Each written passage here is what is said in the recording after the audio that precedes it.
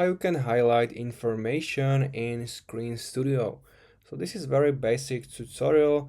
If you want to highlight something in a video or tutorial, this is how you can do it. So open your Screen Studio project and find the area which you want to highlight, and at the top click on Mask.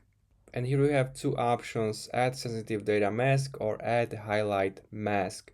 So click it and now select the area which you want to highlight. You can make it bigger.